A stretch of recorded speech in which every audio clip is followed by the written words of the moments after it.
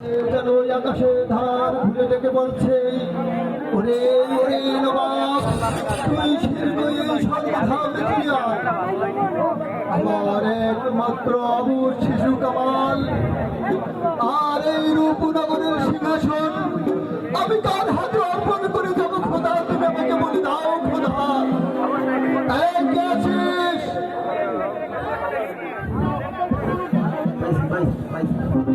যাও যা বেগম হত্যা বানো ও শিশু কামালকে বারবারে পাঠিয়ে দাও।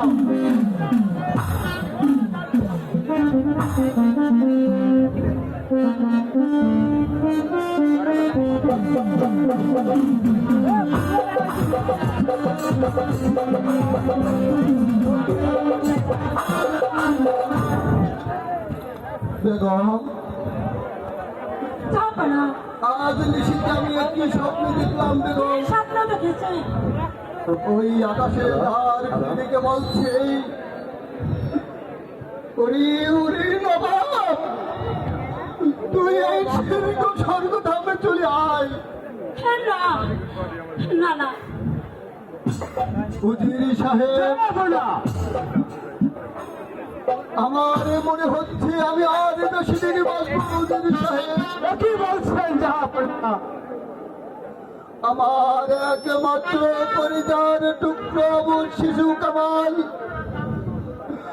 আর এই রূপনগরের সিংহাসন আমি আপনার হাতে তুলে দিয়ে গেলাম।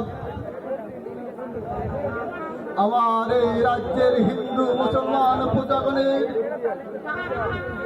আপনি তাদের সুখে হবেন সুখী, আর তাদের দুঃখে হবেন আপনি দুঃখী। হ্যাঁ বেগম, আমি তো কিছুই বুঝতে পারছি না জাহাপনা, আমি তো ধৈর্য ধরতে পারছি না।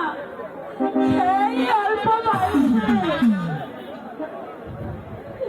বেগম, কেঁদো না বেগম, তুমি কেঁদো না।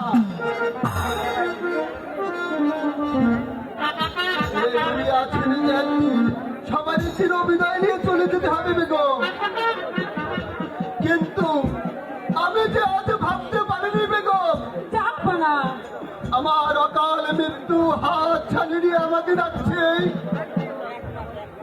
ওরে বাবা কামাল, তুই আমার বুকে আয়। পিতা, কি হয়েছে আপনার? আপনি আমাকে একা ফেলে চলে যাবেন পিতা?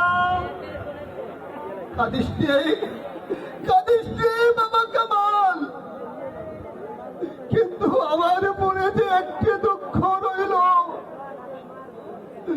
আমি তোকে মানুষের মতো মানুষ করে এই রাত পুকুর তোকে পড়াতে পারলাম না বাবা।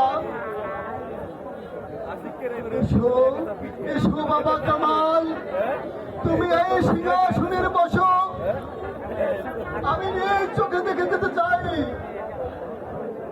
জাহাপনা, জাহাপনা,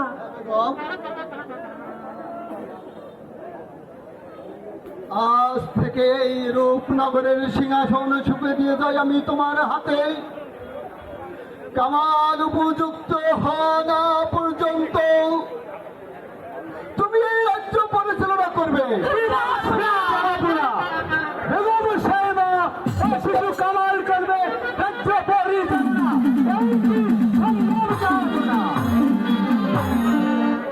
তাই আপনি চিন্তা করবেন না উজির সাহেব।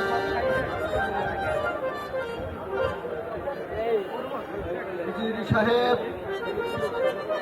আপনি আপনার কাছে রইল আমার শেষ অনুরোধ, আপনি সব সময় তাদের পাশে থাকবেন উজির সাহেব।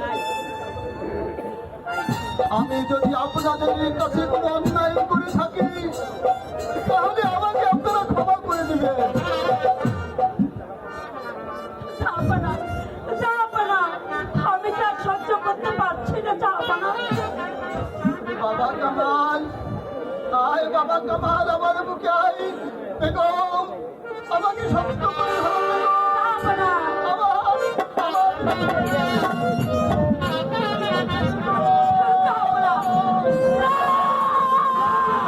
জাহাপনা,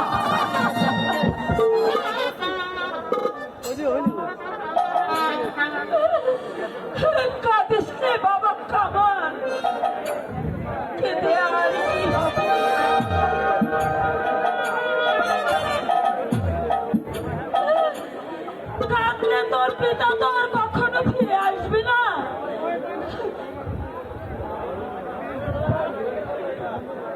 সত্যি পিতা আমাদের ছেড়ে চলে গেছে। আমরা আর কোনোদিন এই পিতাকে দেখতে পারবো না। না বাবা, সে আর কোনোদিন ফিরে আসবে না। এসো বাবা কামাল, তুমি আমার কোলে আসো। চেতনা চেতনা কামাল, কাঁদবেন না বেগম সাহেবা, যা হবার তা তো হয়ে গেছে। চলুন এবার আমরা ওই জাহাপনার